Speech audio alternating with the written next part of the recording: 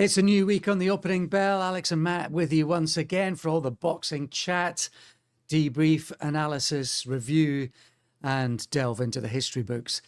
Also, hope you're well, folks. Plenty coming up on the show, despite the fact it's a pretty light week in terms of boxing action. There's a world title fight stateside in Vegas, Muratella against Andy Cruz. That could be quite exciting. We're going to talk about Alexis Arguello in This Week in History, and there's plenty of news lines as well. Matt, how was your weekend? My weekend was tremendous, actually. My beloved daughter Amelie, she had a pal over to stay, so that was good. Sleepover, Chinese takeaway. Oh, And I'm sure there's parents right listening to this that will know the roller coaster that is a sleepover. And it all starts off as fun. You've got your fun parent hat on, and it is great. And they're laughing. You can hear them upstairs cackling together. And all you're thinking is, oh, isn't that just lovely? How happy they are. And then the clock starts to tick by, and before you know it, it's midnight, and there's no sign of that laughter subsiding. And before you know it, it's 2 a.m. and you want to go to sleep yourself, but you don't want to be bad dad all of a sudden after being fun dad all evening long. So yeah, there was a bit of that. And then you wake up on the Sunday and you're like, right, so is your mum or dad coming to pick you up, or do you need a lift back? I don't know.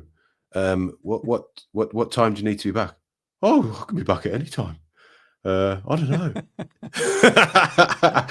and then into the Sunday, and then I mean, she was more than welcome to stay for lunch. She didn't, incidentally. And then I did my usual Sunday cook up, roast beef. Beautiful and tender it was this time.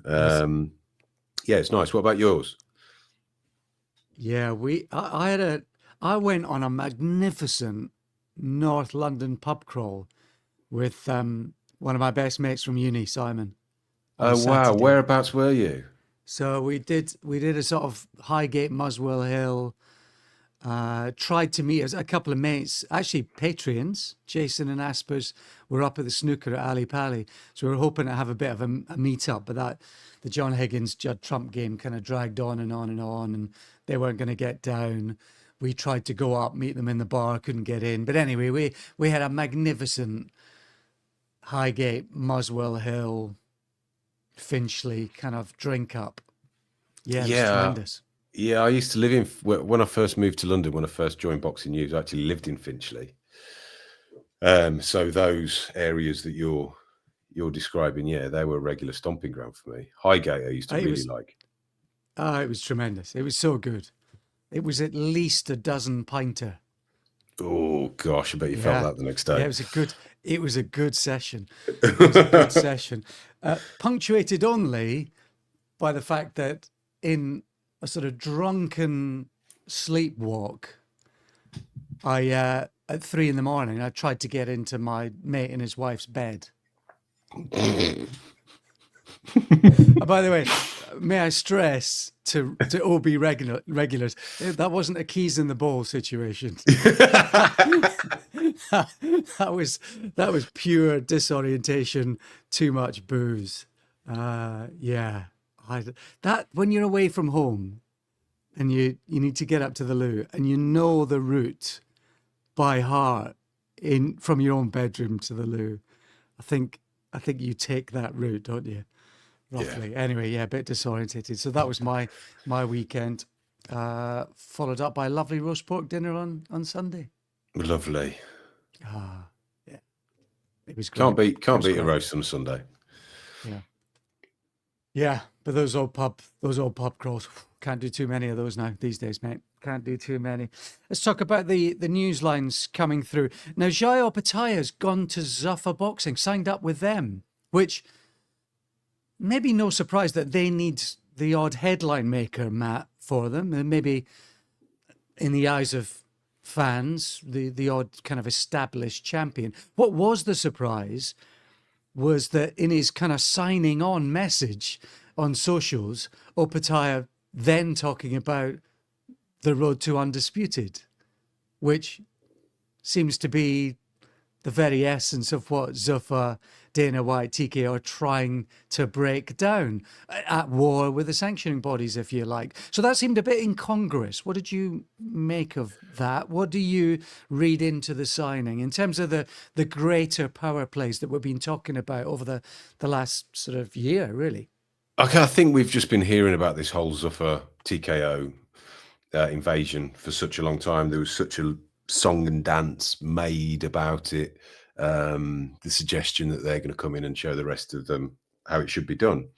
And you're walking into, and someone like Dana White, Nick Khan, they've all got huge egos, and they're walking into a landscape that is full of people that think an awful lot of themselves as well. So immediately, as soon as you walk into that room with all of these other people, there's a lot of beating of chests. There's a lot of demands to prove oneself. And I think that the noise from TKO rivals or Zuffa rivals, probably most prominently would be Eddie Hearn, is that then there's a need to do something, because even though someone like a Callum Walsh is all well and good at the level that their league, for whatever that might turn out to look like, is going to be, there isn't anything to kind of show that statement of intent. Jai Opetaia is that.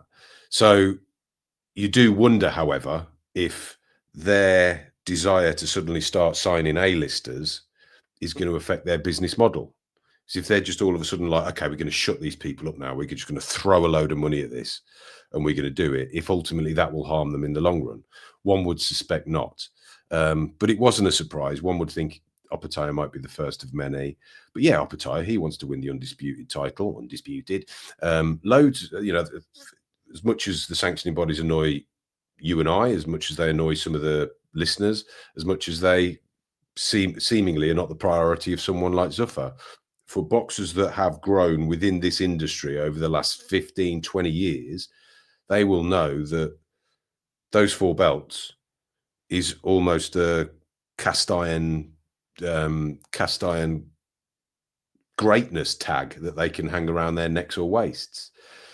So it's going to take a long time for that kind of narrative to shift.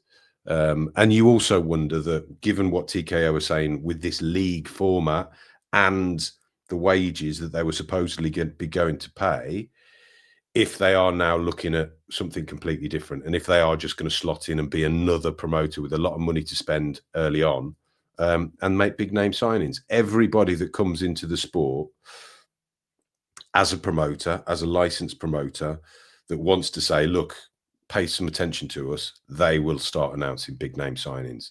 Eddie Hearn did it when he first came along. He was kind of plucking people from Queensbury, wasn't he, really? Much to the annoyance of Frank Warren back then. And you have to have those big name signings. Otherwise, you're not going to have the big fights and you're not going to make that noise. And I think that TKO have realized, even though they came in with these kind of grand ideas to make 50-50 fights and everything else, that without the big names, no one's going to pay any attention to them. Or, in the case of people like Eddie Hearn, taking them seriously. Because if you look at the bill on Friday, for example, which Callum Walsh is part of, to an extent, there is a kind of 90s UK bill look and feel to that. There's 8 or 9 fights. All the left-hand side of the bill is unbeaten prospects. Now, admittedly, there's a couple of those to a lesser extent on the right-hand side of the bill. There's a couple of fighters on that right-hand side of the bill who've only lost once.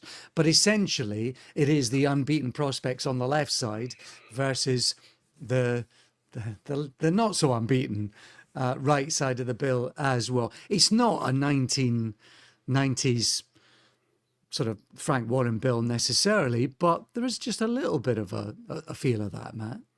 There is a little bit. I mean, I suppose if you look at it if you just look at the stats, though, you can say there's a few unbeaten versus unbeaten, but then we all know that an unbeaten record doesn't necessarily do everything that it says on the tin. We do know that a 10-0 that's been matched really well against a 10-0 that has fought 10 people that really had no business being in the ring with them is very, very different. But yeah, I mean, but I think the issue they're going to face is that we all interested in Kane Sandoval, kind of interested to see where Callum Walsh goes. But these kind of fights are just simply not going to move the dial, are they? No. Not in No, the not short, at all. not in the short term, not in the short No, term. no. I think it depends. If signing Opetaia is a combination of PR exercise, stroke,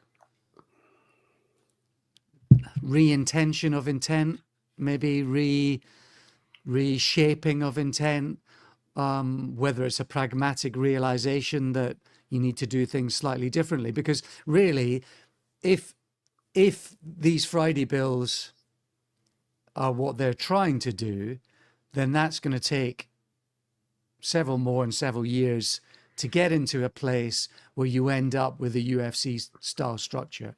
That's going to take time. It's going to take money, and it's going to take patience. Now, you might end up there, but that's going to take, that's a midterm plan. That is, Matt. And that is not happening in the next year or so. That's a 5-year plan to get to that position where they then become established stars, and then you've got this kind of roll on, roll off setup. So that's just not going to happen. So I don't know if Opetaia is then a realization that we have to do things slightly differently, or that we'll marry that with a bit of what it is that we're trying to do. I don't know. I can't quite visualize it or work out really what the plan is. But if it is plan A, and these kind of bills, that's going to take time. That's going to take time. I wonder, from looking at it from the other side, say Sky, who are linked up now with Zuffa, for them, content is king, isn't it? And a regular league of swords on a given night of swords, you can see how that would be attractive for them. So maybe you read it, why have Sky got involved? Does that tell us a bit about where this is heading? Yeah, I mean, there's been interest and there's been discussions, hasn't there, with Sky? It's good. The thing is that they're facing at the moment, and if it is a 5-year plan, that's all well and good. The problem is when you make 5-year plans and you're shouting about how great it's going to be on the first day of that 5-year plan, it does put an awful lot of pressure on you. It encourages people to get the magnifying glasses out and just watch every single thing that you're doing. But we'll see. We'll see. I mean, I've spoken to people. I think particularly the major promotional groups in the UK. I've spoken to people that are exceptionally high up in each of those promotional organisations about their concerns with kind of this Zuffa Boxing, and each of them have said the same thing, albeit in a slightly different way. Is that they're clearly a solid operation. We will watch what they're doing, but they are going to encounter problems because essentially they were starting from ground zero with UFC. Here, it's a very different environment. They can't simply pluck whichever. They can't make all the fights that they want to make because people are tied down to different promoters, different broadcasters. And it's such a muddled marketplace that it is difficult for even the most influential to stand out. There might be 4 or 5 terrific fights at the weekend, but that doesn't mean that the whole world is going to get to see them. It's a work in progress at the moment. I don't think they've made it particularly clear as to what they're essentially trying to do with the league. What is the league format? So we wait and see.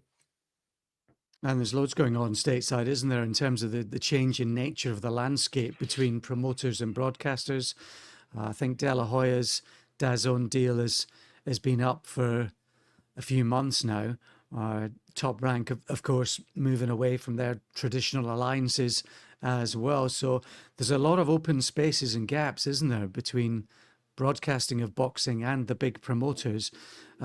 Seems to be an ongoing spat with Vergil Ortiz his father and Golden Boy as well. Don't quite know what's going on with all of that, but Vergil Ortiz claiming that Oscar stroke Golden Boy may well have stymied one way or another the Boots Ennis negotiation. So looks like that's going down the legal route, Matt, and kind of difficult times for Oscar and Golden Boy. Yeah, it is. I mean, we broke that story on Boxing Scene last week. I don't know if it was last Thursday or Friday. We broke the story about the lawsuit. I think it was Friday that it came through. And yeah, I've seen the lawsuit. I've read it from start to finish, and yeah, it's quite interesting. There's a suggestion. Well, it's not a suggestion in there. It's kind of it says that the Golden Boy deal with DAZN ended at the end of December last year, and as soon as that deal with DAZN ends, if there isn't another similar deal put in place on which the Ortiz can perform, then he doesn't have to hang around in that contract with Golden Boy.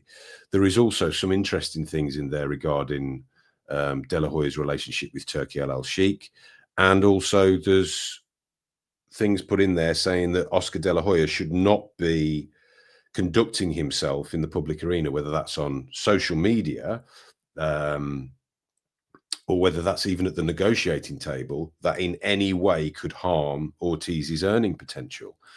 And the suggestion is that the way that De La Hoya has been conducting himself recently with his Oscars clapback and everything else, and essentially saying, you got to make the fight, you got to come through me, Eddie. The suggestion there is that it is greatly harming Ortiz's earning potential, in that it is preventing, or it's one of the reasons why that the Ennis fight hasn't happened yet. Rick Merigian, who we spoke to, who is Ortiz's manager, you know, he said that he's getting some quite troubling correspondence through from Golden Boy in terms of his position as Ortiz's manager. And De La Hoya came out on Saturday, I believe, and said that this is all down to Rick Merigian in his role as Ortiz's manager, and it's him that's causing the problems. It's another one of these situations, isn't it? It's kind of nothing new, but you kind of do feel for the boxer in all of this. The boxer that very clearly just wants to fight Boots Ennis and gets handsomely rewarded. But also for those people that are behind the scenes kind of attempting to make some money out of it as well, there still hasn't been this big bumper pay packet offered for this fight, which I think to the hardcore is probably the number one fight they'd like to see at the moment.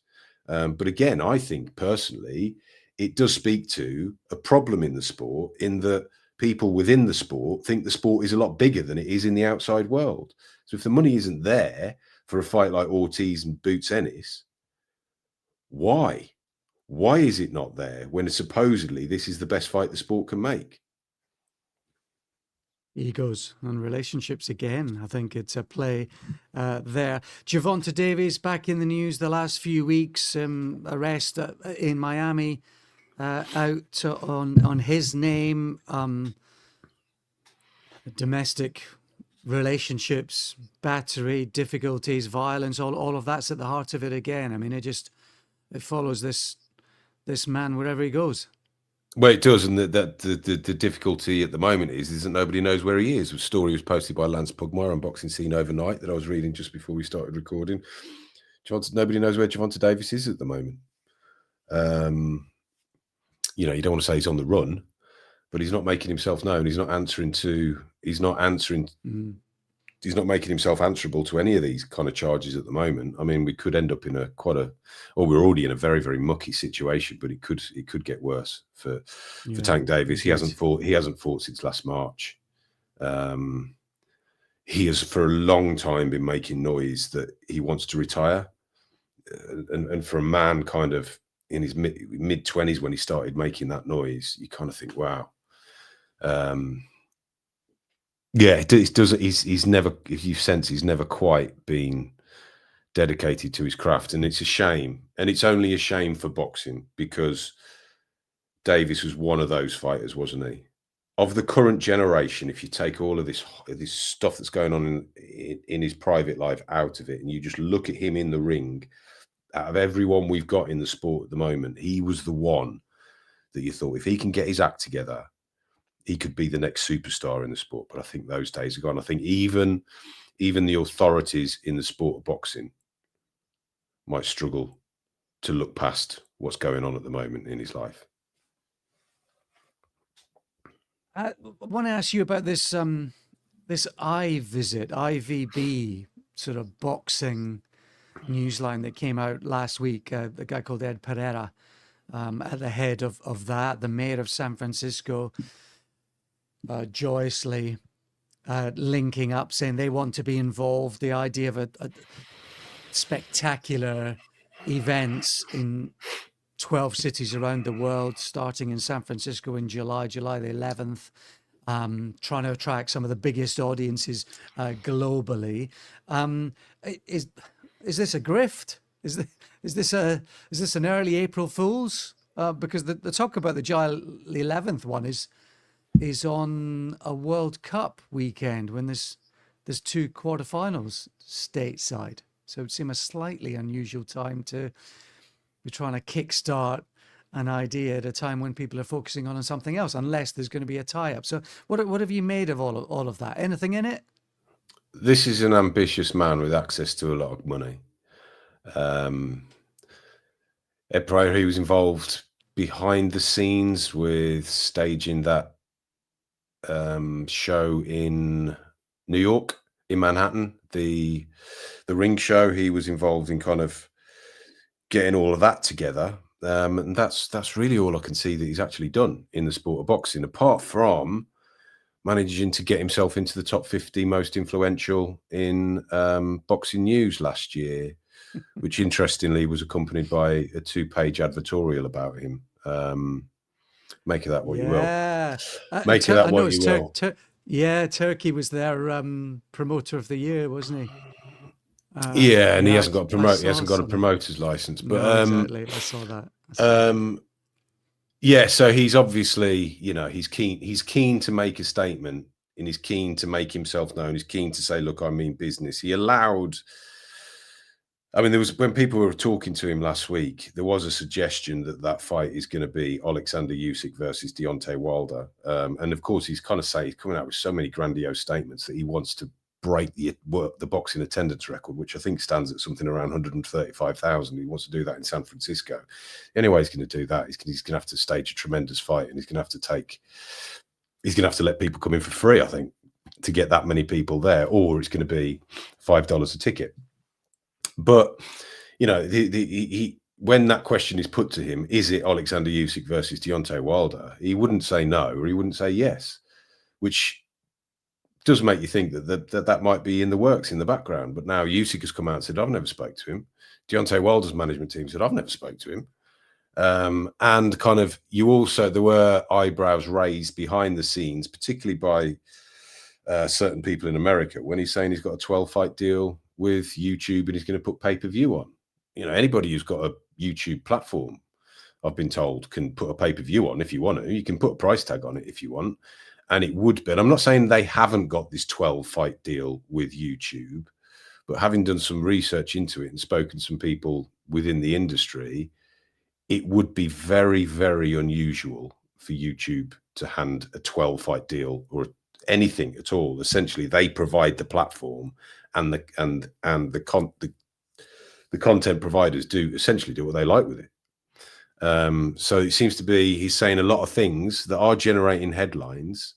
But again, it's kind of this, all you need in boxing really is some grand ideas, some cash on the hip, and all of a sudden you're the biggest headline maker. He was trending last week in boxing when because this is what we do have to look around and see what is the most searched term in boxing. Have we got enough stories on it, or have we covered it in the right way? And all of a sudden this guy is the #1 trending story in the sport of boxing without a concrete fight, just as he wants to break a world record. And there's going to be some fights on YouTube, and some of them are going to be so good you're going to have to pay for them. Oh my gosh, got to listen to this guy. Is this the new Messiah? I doubt it. Well, it shows you in boxing, isn't it, that we're 100 years on from Tex Rickard and Barnum Circus. Actually, in some ways, not much has changed. No. No, it hasn't. If you've got enough guile, grift, you can make your way in the sport, can you? You can, and the thing is that he might well have access to all of the money that's required to do this. But then where'd you go? Because it simply cannot be a money-making exercise. So you could go, right, okay, we're going to take a gamble, we're going to take a punt on this, and I'm going to throw every penny I've got at this. And it ends up absolutely like you are hemorrhaging millions. Then where'd you go? What do you do after that? I think there are a few promoters out there in the sport of boxing that are making serious money from the sport. There's an awful lot that have come along with all of these promises, thrown a load of money at it, and they don't last very long. Canelo back in Saudi in September 12th, in a sort of Canelo's team or Mexico versus the TBC, the rest of the world. So that sort of contract relationship between Canelo and the Saudis looks like they're returning on September 12th. And Brandon Moore, American, has been put into the shop window for Fury's return. Yeah. I mean, we'll wait and see, don't we, with Tyson Fury's return. I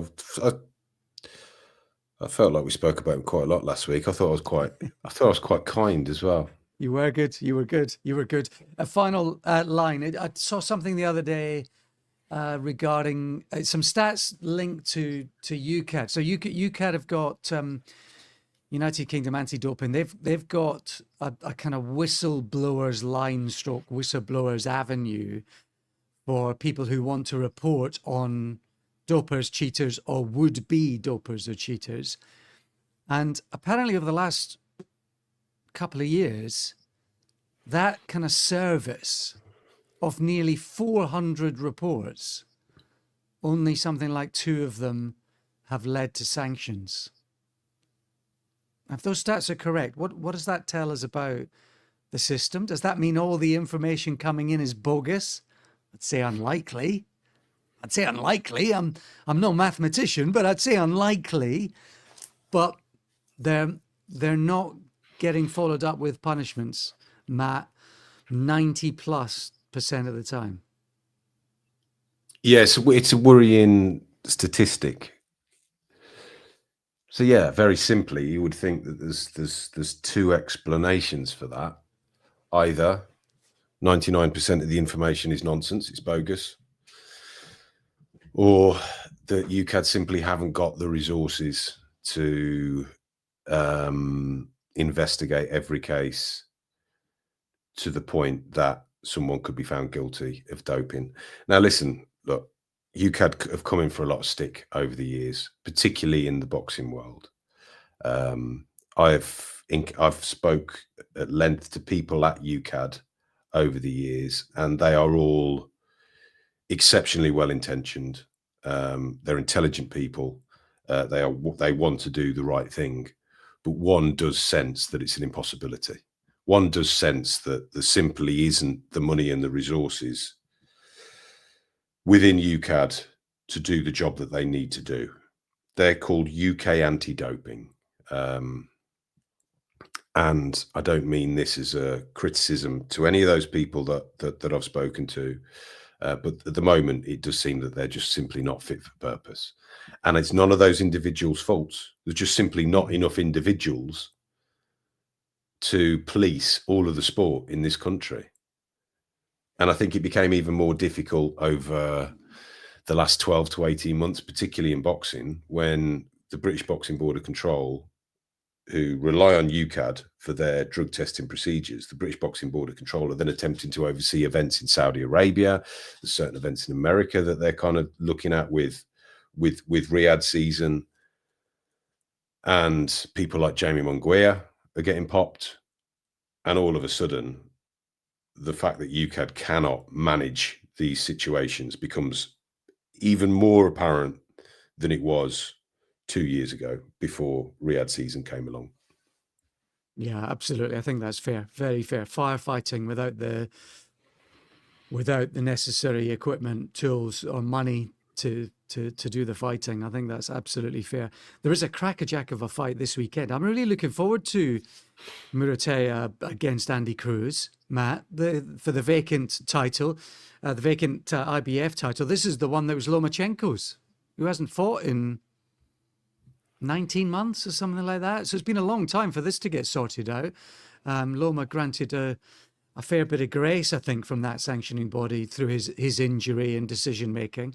But ultimately, his title now is up for grabs. And it's Muratella who's unbeaten in 23 against Andy Cruz, the double world and Olympic champion who, at the age of 30, looking to win a world title in just his 7th fight. Matt, they're a good matchup for each other because they share a lot of similarities. They like to punch quickly, on the front foot, kind of in and around the pocket. I wouldn't say they're carbon copies or mirrors of each other, but they have very, very similarities. And I'm really looking forward to seeing this. It could be quite a flashy firefight in the pocket. Yeah, it's one of those fights where you look at it and you think this is, there's no way this is going to be anything other than entertaining.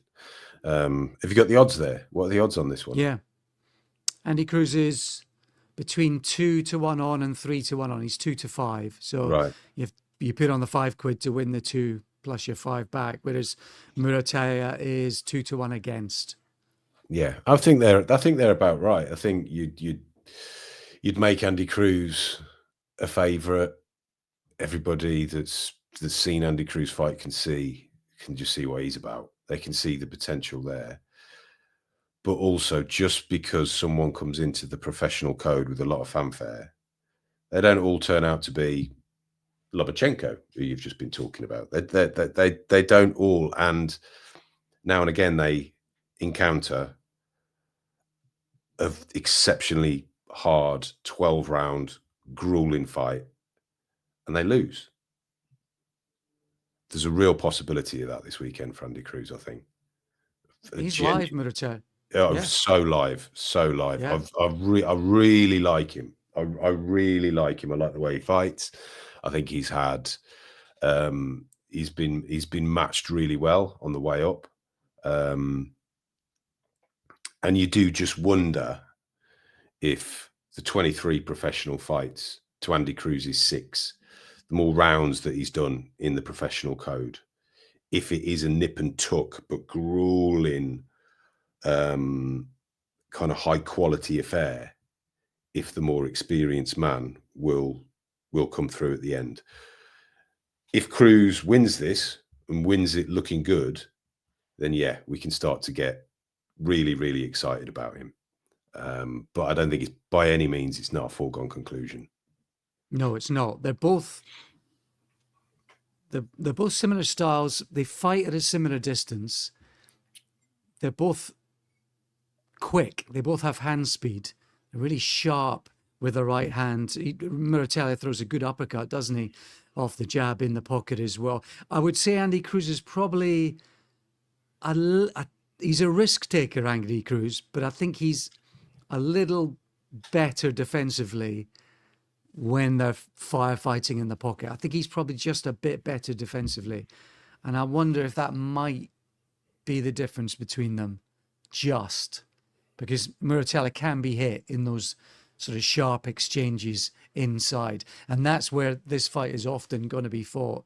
So I think Cruz, I would just lean towards him.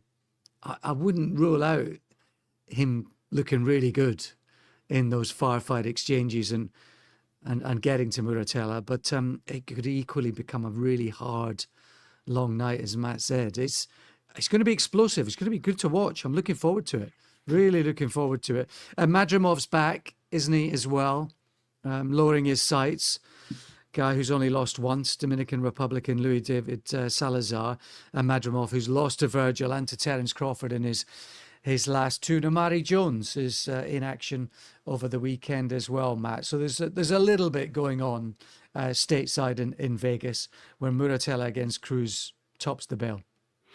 There's a little bit going on. Not quite as much as we hoped. Obviously, as we mentioned last week, the kind of Magnificent Seven bill cancelled after an injury to Moses Atoma. That should have been this weekend. But yeah, the Cruz Muratalla bill is decent. The three top of the bill fights are solid enough. And Madrimov, yes, he is lower in his sights, but I think he's a perfectly serviceable opponent for this point in his career.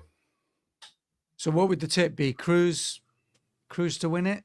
Cruz on points would be the sensible tip. Muratalla to stop him late would be the mad gamblers get rich Maybe quick. Get rich quick bet. Right. Now we're going to delve into this week. And this week we take you back to the 20th of January 1980 in Tucson, Arizona. Don King Bill. It was Alexis Arguello defending his WBC super featherweight title for the 7th time against the unbeaten Ruben Castillo, who in his early 20s had already had 43 fights, Matt. But an interesting matchup this. And I suppose, we've spoken about several fighters over the last few years, some fighters over the last few years who maybe Anthony Yard, for example, have they learned enough on the way up? Have they had the right tests on the way up? Have they had the right kind of matchups to learn and be tested and pushed? And I think it's fair to say you wonder that with Castillo coming into a fight like this against Arguello, who'd already had 65 fights and had been a pro for a dozen years. So it was a difficult fight for Castillo. He kind of knew it going in. He was a featherweight, really. He'd been competing in the featherweight division. Arguello was supposed to have, I think, a defense against the number one contender at super featherweight, Frankie Baltazar, who kind of turned it down, or his management team turned it down for him. So in steps Castillo, just essentially saying it's a world title shot. I'm gonna give it everything that I've got. The 43-0 he was when he came into this fight. Oh, glistening, impressive headline record, but he hadn't really fought anyone. There's some interesting assignments along the way, though. There was his kind of rivalry with Frank Amuda, who was, I think that was for the very, what would turn out to be a controversial US championship tournament, and he was involved with that. One of the ties of that tournament took place in a prison, which wasn't common in the 1970s, but it wasn't unheard of. So that was one in a 12-rounder in Marion County Institution against Kenny Weldon. But so he'd had an interesting career, but there was nothing to suggest that he was going to beat Alexis Arguello. At this point of Alexis Arguello's career, everybody knew how good he was. They're already talking about him as a future Hall of Famer. They were not certain, perhaps, that he was going to be the great that he turned out to be. But you could look back on his career now and say this was his peak. You think you can look back and say that this was his peak. And I think Castillo 5-1 underdog going in. But I think he was probably turned out to be better than advertised. But you know what you look at with Arguello, this for fighters that are on the way up, this is a lesson in patience for Alexis Arguello. Not getting flustered. You could say Castillo was winning some of the rounds. I thought Castillo was really good with his jab. He was kind of sensible with keeping away from Arguello's finest punches. But ultimately, Arguello is just like, yeah, okay, no, that's not bad. I'm going to keep doing what I'm doing, and you'll feel it in the end. Keep doing what you're doing, kid, but you're going to feel it in the end. And he did. He is pretty patient. He's pretty low key, isn't he? He does struggle a bit with the footwork and the movement of Castillo. Comes from Howard Cosell, by the way, and he was enjoying it. Howard was enjoying it. I think the performance of Castillo, or the way that Castillo went about it, will probably divide the room, I think, among our listeners who watch back on it, because he's very much back foot, circling the ring, back's near the rope, but not quite against the ropes, circling to his left on the back foot, and then just little flurries from time to time, little moments of positivity from time to time. He has a few more. He has a really good sixth and a ninth, doesn't he? Where he's quite fast with the right hand and then a flurry at the end of it. He's a couple of left hooks at the end of the third. But they're just little cameos, aren't they, from Castillo? But Howard Cosell's quite impressed by the way he's boxing. It's a defined plan from him, even although I think these days commentators might be leaning towards it being maybe a little too negative. Yeah, I think it was a little bit on the negative side, but I think, and as Castillo knew, had he have been more aggressive, then he just plays straight into Arguello's hands. It's a Don't catch-22 blame him. situation, isn't it? And you just think, Don't well, blame maybe him, if I Matt. can, no, exactly. If I can somehow nick 8 of these 15 rounds, if I can somehow nick them just by being a little bit busier, maybe, just maybe, I'll get the upset here. But I think, you go in there all guns blazing to put your stamp on the contest against someone like Arguello, the fight wouldn't have lasted 5 rounds. Yeah, damned if you do, damned if you don't. Yeah, completely agree. Completely agree. But that's something to watch out for. But it all changes really in the 10th round. And I think whether it was because Castillo was tiring a little, but I think also Arguello just picks up the pace, doesn't he?